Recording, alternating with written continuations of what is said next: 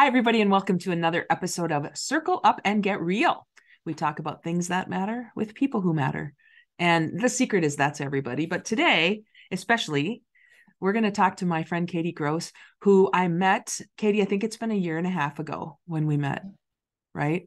We met in Minneapolis at NLP training. And it turns out we have so many things in common, Yeah, we do. including having lived in Fargo. Right.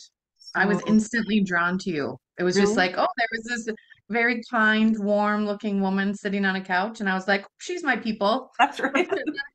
And then it was like, oh, you're from Fargo? Oh, yeah, me too. Right. That was it. That's Felt very true. natural. It did feel very natural. And I think that's true if we let ourselves do that, if we let ourselves be drawn to the things and the situations and the topics and the people who naturally attract us. So I learned a lot about you through the weekend that we were together. And you have a really fascinating career choice, which is very non-traditional. So let me just read a little bit from your bio. Katie Gross is a spiritual, get this, everybody, a spiritual health nurse and cannabis nurse navigator. Man, I can't even say that. Cannabis nurse navigator.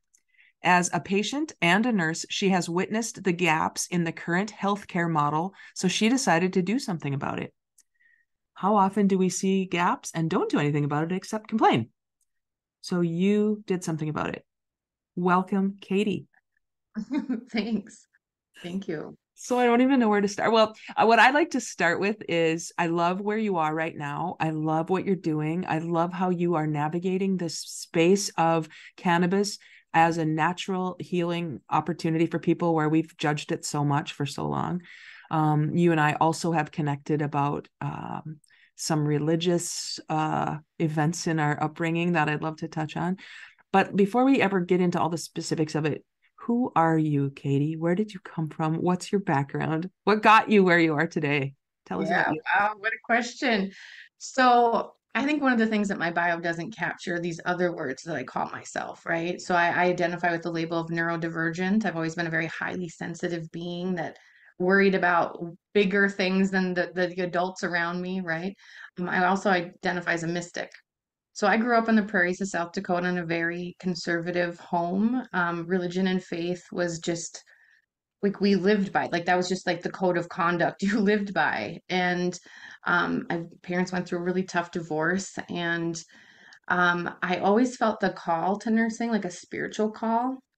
Found myself going through, got my 4-year degree, and then was just like super disillusioned when Mm, I like found myself in the healthcare system because I saw that it is like this healing thing, right? Like I had a grandmother who was chronically ill through most of like my like really formative high school years. And I saw those presences that would like walk in the room and like just instantly it would like put our whole souls and our like our beings at ease just by the presence of this healthcare provider. The opposite was true as well, right? Um, and I wanted to be one of those nurses that like we talked about, like, oh, do you remember her and how she joked with us and she like really saw us? And I just didn't see that in the traditional healthcare system, like this idea I had. And so I just really went on a quest to like find it. mm, And I didn't. And so I just made it. I knew very early on that there was this connection between spirituality and health, but nobody talked about it. Like there was no framework. And then I found energy medicine in 2016 after I'd been in Africa. And then I was like, oh my, this is what I'm talking about. Like, mm, this is what I'm saying. And then I had language and framework. And then it really just kind of continued on there. And we really found cannabis out of necessity for my husband, mm. not being able to take narcotics. But Interesting. because he works in an area and division that's ruled by the FAA, he's not able to take cannabis for chronic pain, which is really unfortunate. Got it. So I want to back up a little bit. So Africa, 2016, what took you to Africa?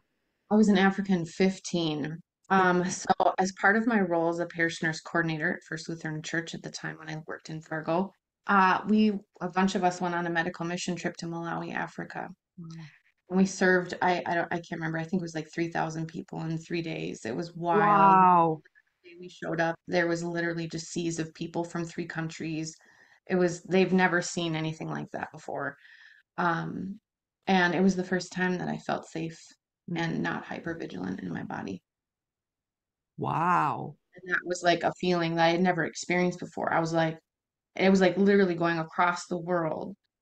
And I was like, what is this feeling, this presence? Like that's really when I started to get in touch with my healing presence, this own presence that lived in me.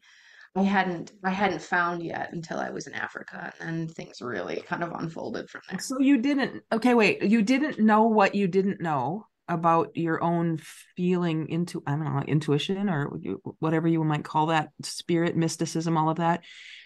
I wonder how many of us are walking around or walking through our lives just accepting that the way we feel, because in my upbringing, you don't talk about feelings. You just believe that's the way it is. And it sounds to me like when you went to Africa, you were like, oh, wait a second, there's a distinction here in the way you were feeling about things. Oh, And I interesting. didn't ever want to let it go. Wow. And then I found healing touch, and then I found more of that presence. And then it just kept going. Like I would say I'm a chaser of mystical and spiritual experiences. And yeah, that's really where the journey unfolded. And then in 2018, I was working, I had achieved the status I wanted, right? I had a director of nursing title, and I was like, this is some bullshit. Like I'm gonna kill myself doing this. Mm. And I'm doing way more better work, way more better on the table. Like I was Mm. helping, really, really helping people. And I was like, I can't keep striving for this. So I left So, traditional Western medicine and started my own practice. so on the table, tell me more about that. What does that Yeah. mean?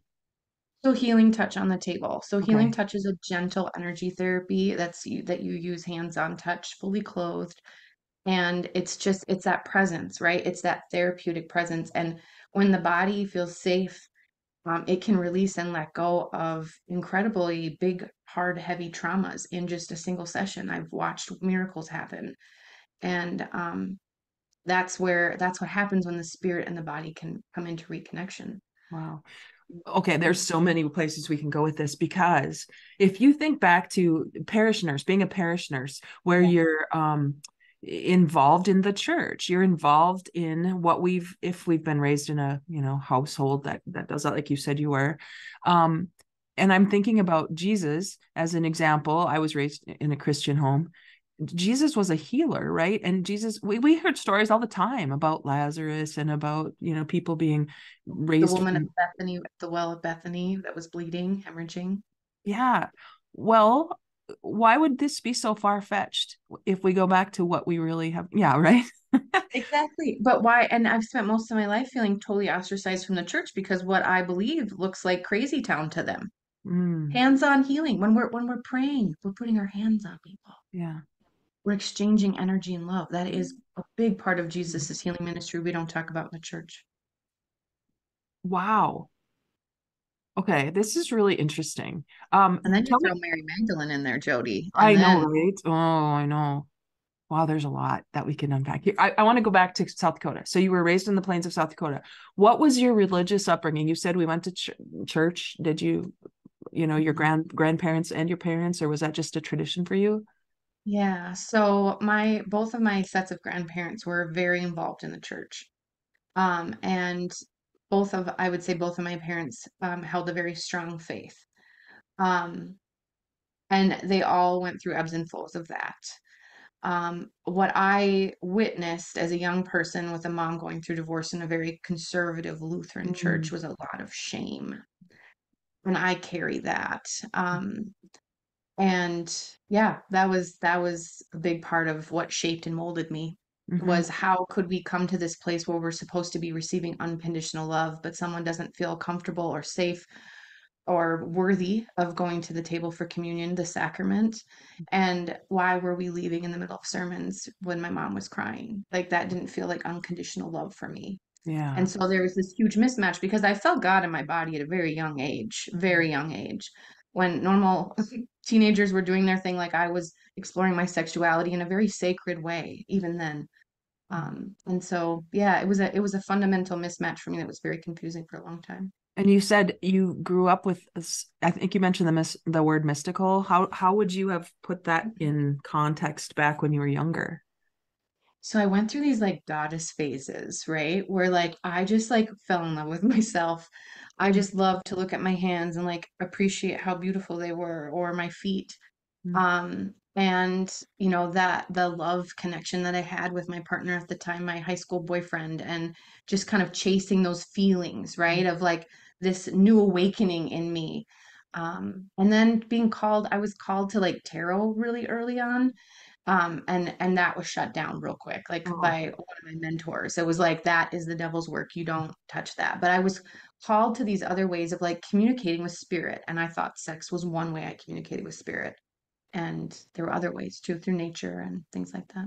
did you have like how would you have even known about that, about tarot and things like that? Did you have someone who introduced you to other way? No, I just found it. your Yeah, own. I just was drawn to it. Interesting.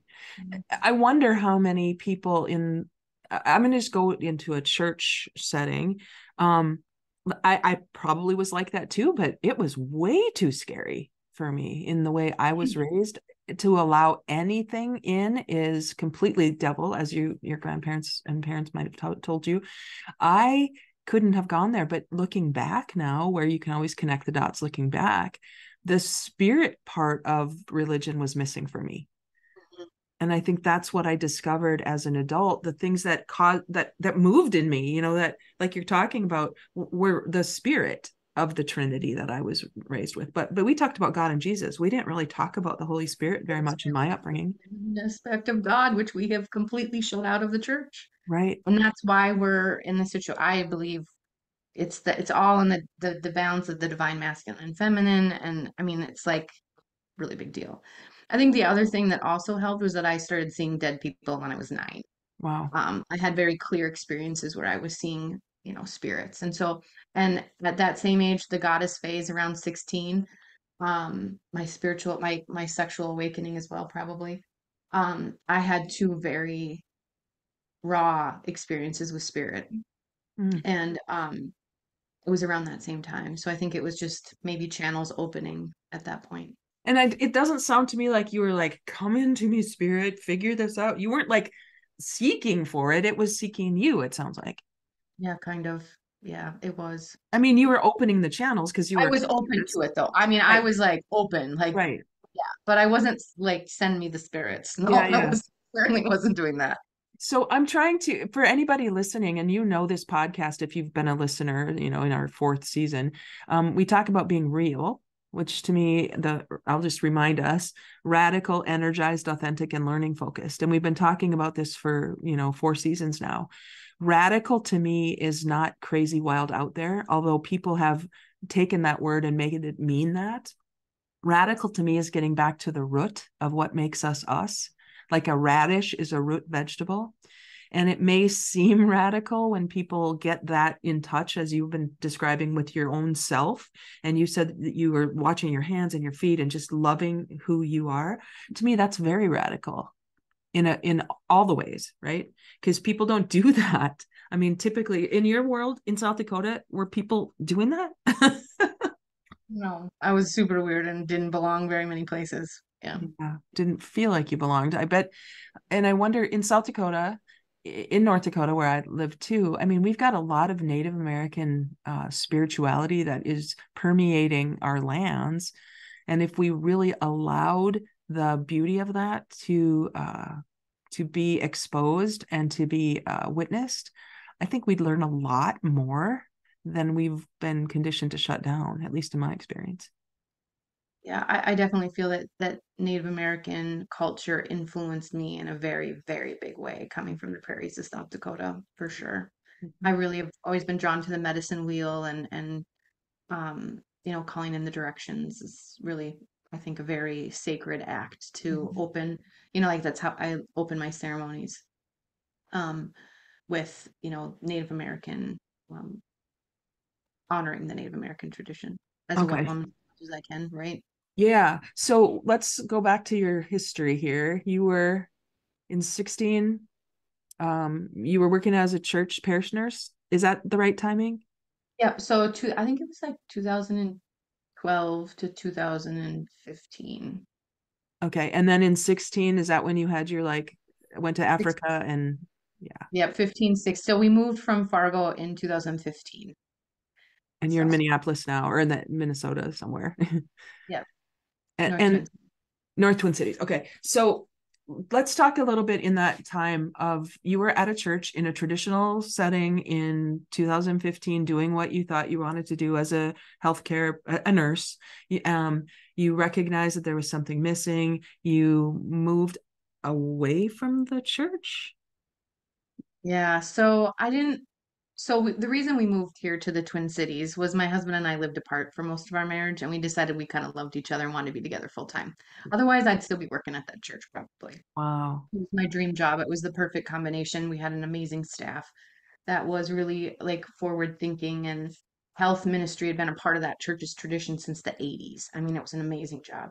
But yeah, I found myself in traditional nursing and just saw that we were missing the spiritual component of care. And I felt like that was where my true gifts and beliefs were belonged.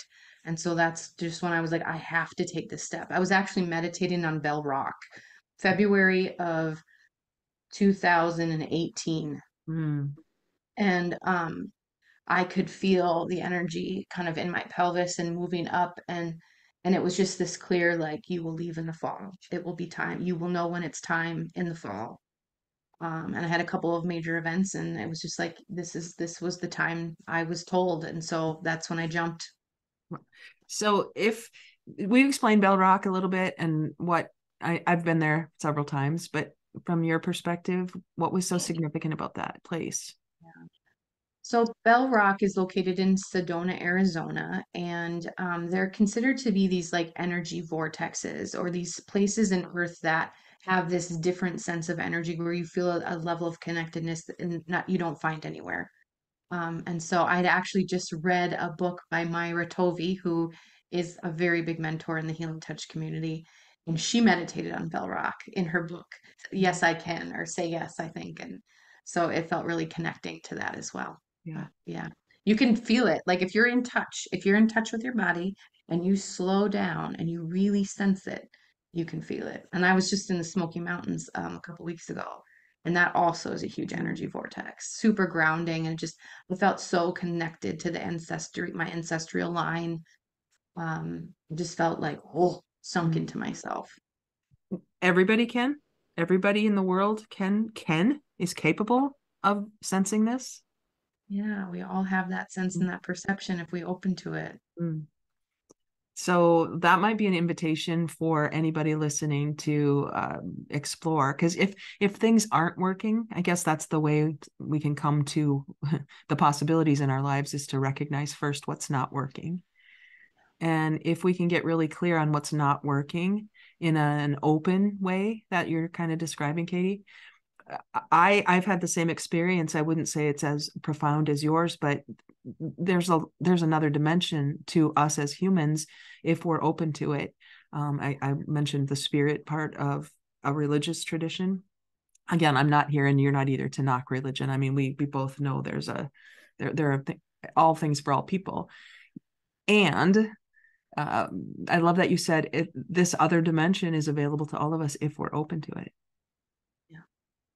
And that's where plant medicines come in, right? Is that they help us access that on an even deeper level. And then Mm, you throw in community and sacred space on top of that.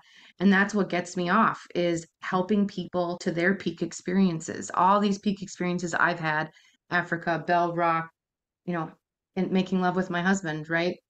Um, I want to help people to their own peak experiences so that they know so clearly and so truly the divine that lives within them. so good. Because how are So we going to find that if we don't carve out time and space to do that? right on. Our Western world is not cut out for this in some weird kind of way, which we think is very awesome. You know, America was built to be resisting authority. I mean, that's how we came to be a Yeah, country, right? It was like, get out of here, king. I'm pulling we are. myself by my bootstraps. And while we said one nation under God, I'm wondering what's happened to that, even in the religious areas that we started this with. One nation under God does not appear to be in any of the lexicon, at least not in the experiential opportunities for us as a nation right now. So again, what's missing? The presence of which would make a positive difference might be what you're talking about, Katie, the connection to spirit. Healthcare wise, leadership wise. I mean, pick a lane, right?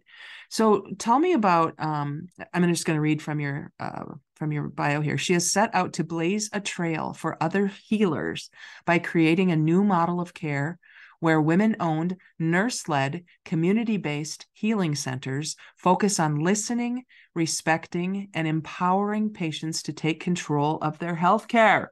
Who would not want that? Right? I love that That's language. great. I feel like my practice is moving, right? Is I started out as a solopreneur and I've been a solopreneur now for 5 years. And what has become abundantly clear is that I'm meant to work in collective. And so I have this idea that I've been working on for a couple of years now to create a collective where there is, it's a shared community of really good providers. Over the last 5 years, I feel like one of the biggest things I've done is build a network of trusted providers. And so it's like if I can't address your hormonal imbalances right now, which is definitely impacting your emotional regulation, which is, impacting everything and your ability to connect to spirit, right? I'm going to send you over here. Or Mm, I co-treat with acupuncture a lot, diet, all the things, right? I help you get in touch with your spirit mm, and to connect the spirit and the body. But when we look at holistic health, there's a whole lot of other things. And we all work really well together. And I think that's always been the way, the woman's way of medicine, right? Is like, come on to me, like, and let me guide you through this. Let me help you navigate this system, and help you discern for you who is the healer that will best suit what you've got going on. mm. Really empowering people to really discern about their healers as much as the modality. Yeah, yeah. Oh, that's so good. Because it would seem to me the way you just described that, then the healer is kind of a facilitator. It's just a facilitator of healing. How are they Yeah. facilitating? It's that's their chosen modality. Yeah, Exactly. so good. So, we talked about plant-based medicines and things like that that have been thrown out of our um, traditional way of healing. And I know you're a huge fan of natural medicines, including cannabis. Now that it's legal in Minnesota, has that changed things for you? Yeah, I'm at a very big pivot point in my practice. Um, this industry is incredibly difficult for the Mhm. average consumer to navigate. It's that with there's so many different methods of administration, so many products, so many places, so many voices. Mhm. And so I really take pride in being that kind of calm presence. Like, okay, I was a medical cannabis patient. Like, I've been smoking weed for 10 years. Like, I can help you choose in alignment with your spirit, and also I have the medical background to really get you results. Right, So, right. For anything? Can it help with anything? well, so the endo the reason that cannabis works, so the way that cannabis works, is that it works in our endocannabinoid system, and that is one receptor system that modulates all 11 major body organ systems. So you have cannabis receptors in your brain, your skin, your eyes, your skeleton system, all of that. And so cannabis helps to push the body is always going towards healing, and the cannabis just assists that process to homeostasis. So is it good for everything? Yeah, pretty much. We now have a term called clinical endocannabinoid deficiency that was coined by Dr. Ethan Russo, and we actually now know that irritable bowel syndrome, um, fibromyalgia, and migraines, the primary cause of those three diagnoses are clinical endocannabinoid deficiency. Wow. We have women out there who like literally cannabis will help them find balance in themselves, but so many of them are afraid of it.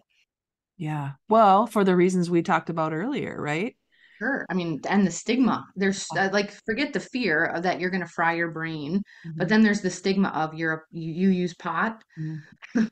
Yeah. That's a whole nother game. So. Right. Well, are there different ways to ingest cannabis? I mean, is it all smoking or are there other ways? I know there are oils now and things that I don't know that much about, but Yeah, the two major ways I would say is inhalation, and that's either through vaporizer, concentrates, or flower.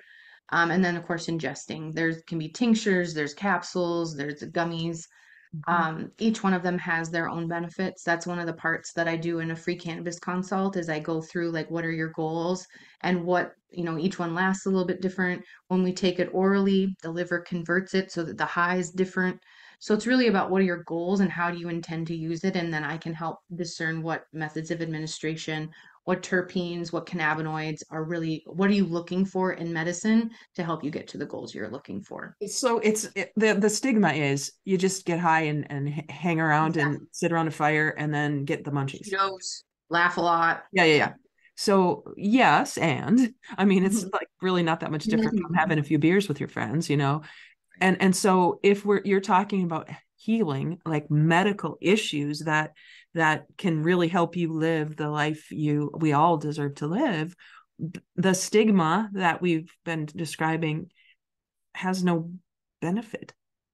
Exactly. It's an old paradigm. It's an old program that needs to go. Yeah. And so if you hear this, I mean, I am having trouble staying asleep. And I Yeah, have a friend who gave me some gummies from Minnesota because I live in North Dakota where it's not legal yet, at least not in that way, but I live on the border. So I am not kidding you. That was amazing for sleeping. And I have used up the ones she gave me. So, that would be an area for me in my life. I'm much more effective in my work when I'm well rested. I mean, I yeah, don't have any physical ailments that I'm aware of that keep me from living the life I want to live, but sleep is a pretty important, element of total body health, I would think. absolutely. And it's one of the number one things that people see cannabis for. I would say sleep and pain and anxiety. Hmm. So, how long have you been doing this in your own clinic now? You said a couple years, 2 years? So back in 2018, I was actually working with CBD back then. Okay. And so I was helping people titrate and dose the CBD. That was before it really went crazy and hit the market. And then in 2021, so I've used cannabis recreationally, but it all came full circle in my own healing journey in 2021. I was diagnosed with complex post-traumatic stress around the same time. So my mental health absolutely fell apart Hmm. and I had surgery for a thyroid condition, and they severed the nerve to my vocal cords and Wow. told me I would never speak again, or I would never speak normally, or I would never sound like myself. Mm. And I'd never panicked. I knew that I would be able to get my voice back with cannabis if I put intention. I knew I could, and I did. In 3 months, I had it back because cannabis is very neuroprotective. That's one of the properties that it holds. And so the surgeon did the best job she could to get the nerve back together as best as she could, and then the rest was up to me to be able to heal it, and I did. Wow. So, And mhm, I met you in 2022, right? did yeah, yeah, So that was at the point you and I connected. I think we were both on, our own separate journeys, but brought us together in a really powerful way because awareness for me, self awareness, has been a huge part of my journey, undoing a lot of things. I wouldn't necessarily call it post traumatic stress for me, but looking back, I bet we all have some sort of post traumatic stress if we're honest.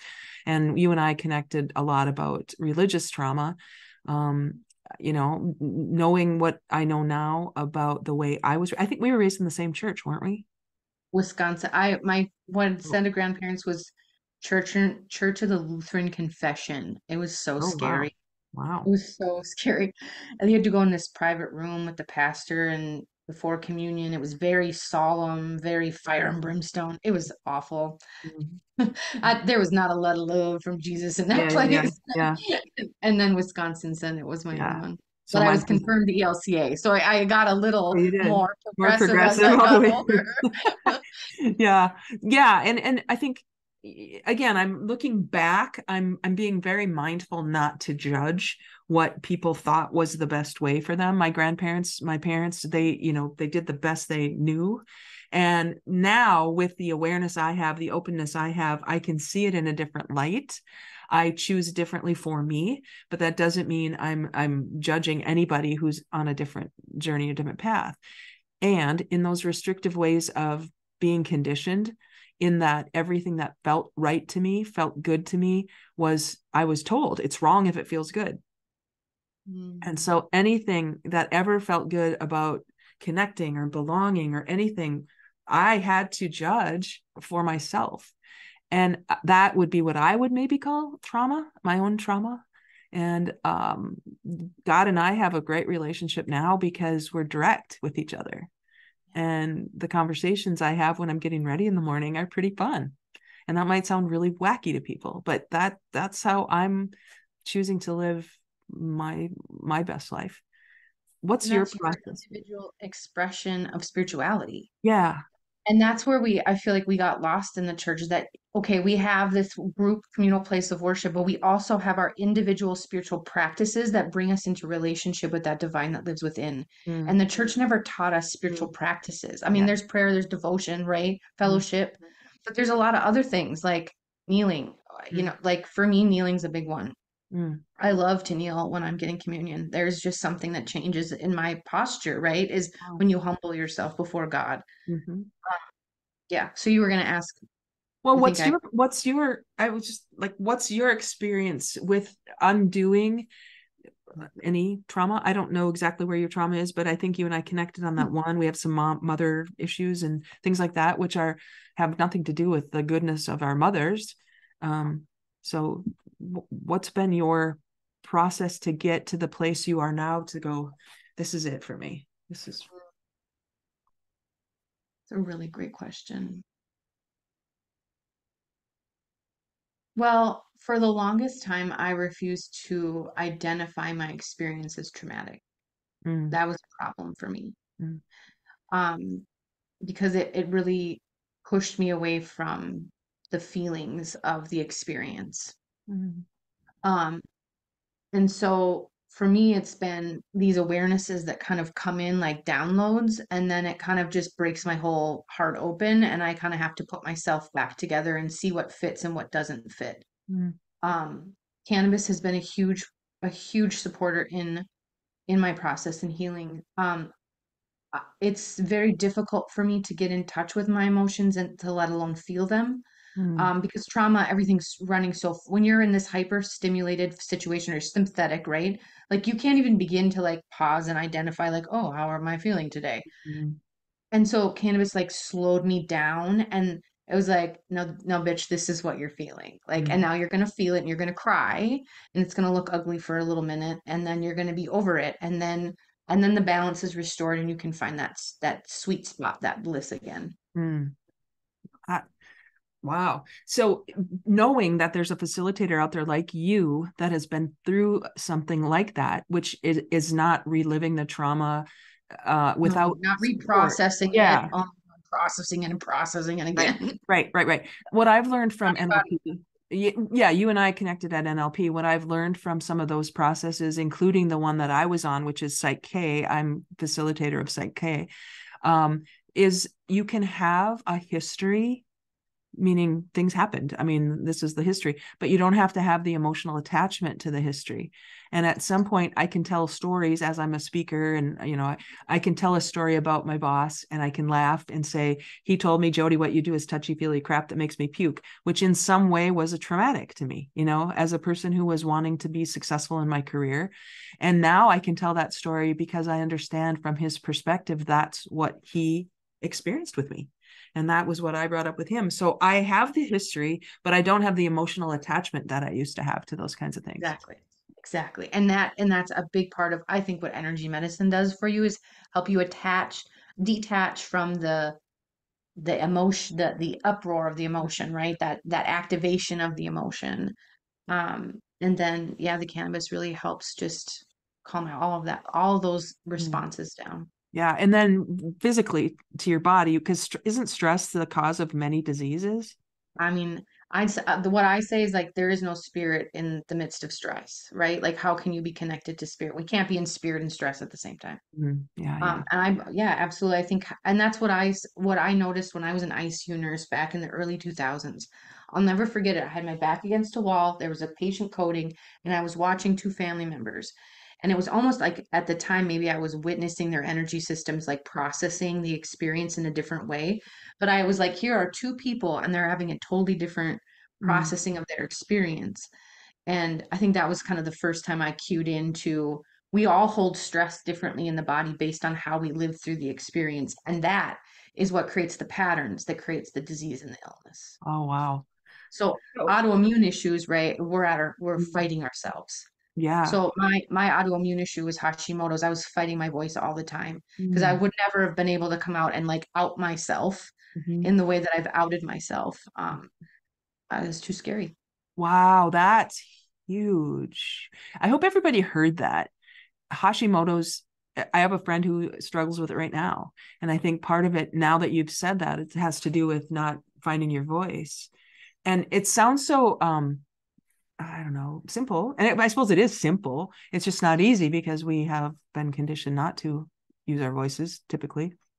And some of that is just allowing the energy to keep flowing.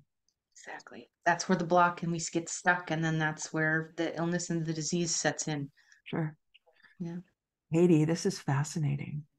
There's so many places we can go. What can I support you with right now? What is something that you're wanting to do, or ways people can find you? Tell me what I can do to support your efforts. Oh, beautiful. Well, my website is the kind of, I have a booking page on my website. I offer one-on-one body work, healing touch sessions. And then really where my focus is now is to use my knowledge and my lived experience to serve others in the campus space. And so I offer a 30-minute free consult over the phone or Zoom, and we'll talk through kind of what your goals are.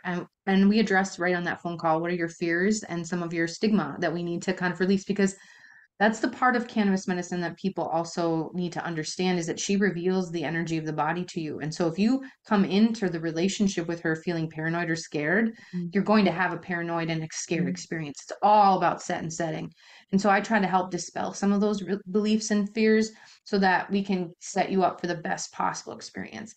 One of my favorite things to do is to get high with people who've never been high before, mm, because their expectation of what that's like for them, what that's going to be like based on the media that they've taken in, and like what actually happens is like a totally different thing. And so it's kind of fun to like help people dispel their own stigma around the plant. yeah. I just recently did a home visit.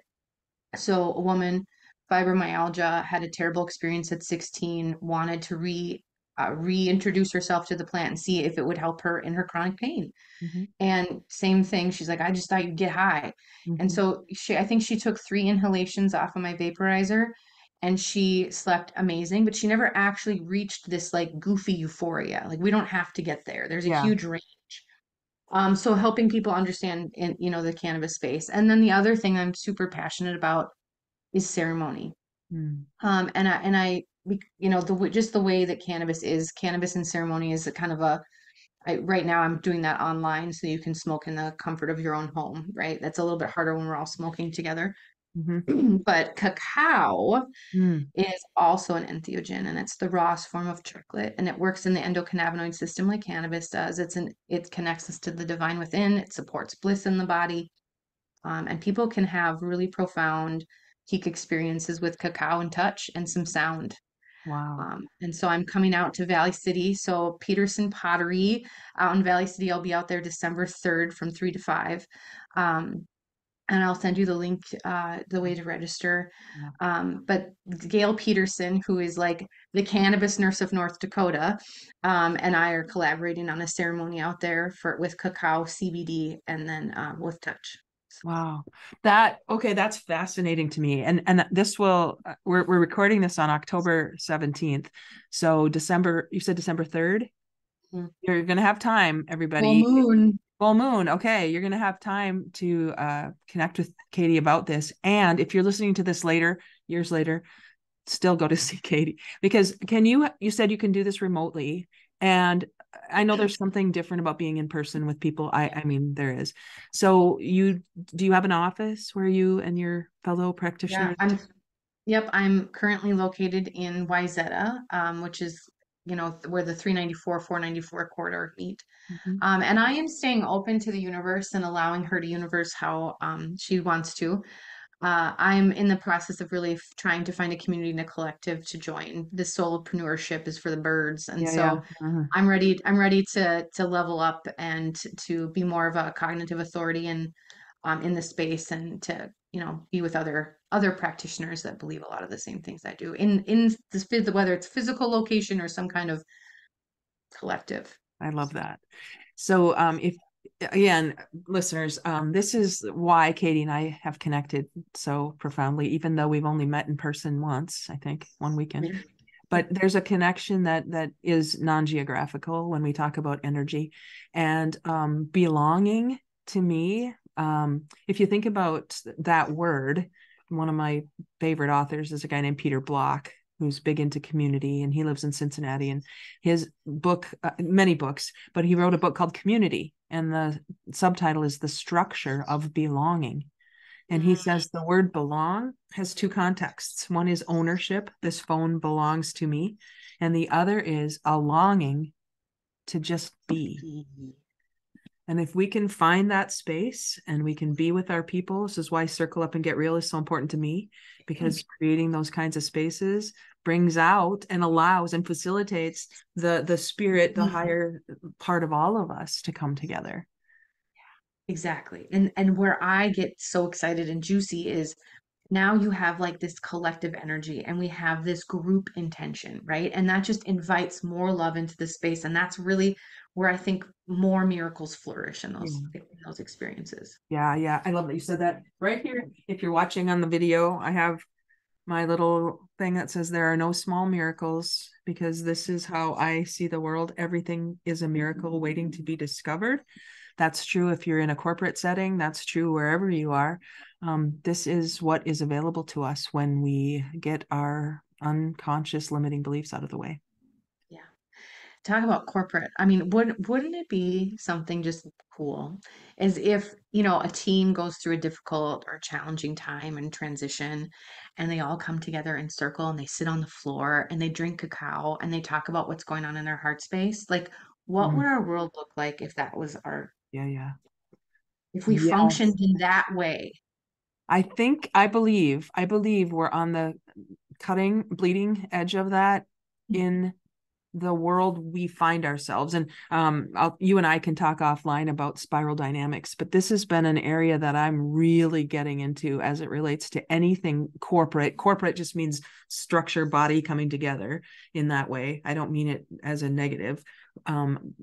Corpus is body, right? Corpus Yeah. is body. And if we can infuse heart, soul, and spirit into the structure of anything, what you've just described is not that far removed in my possibility seeking mind. So I would love that. Yeah. Let's just keep that. Let's just put that We're out gonna there. hold that intention. See Yeah. where it goes.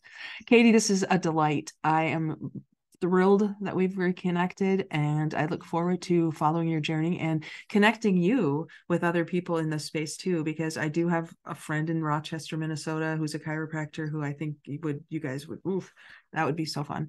And that's the beauty of getting to know ourselves at this deep level, because then the magnetism of the energy we emit brings to us the forces we wish to use in the cooperation of other people, and that's where the world changes for the better.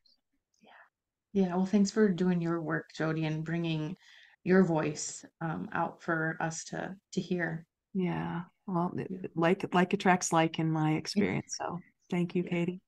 Take care, everybody, and as always, please connect with Katie and get real. We'll talk Get again. real. Bye bye. I just have to figure out how to turn this off. Stop recording. Okay.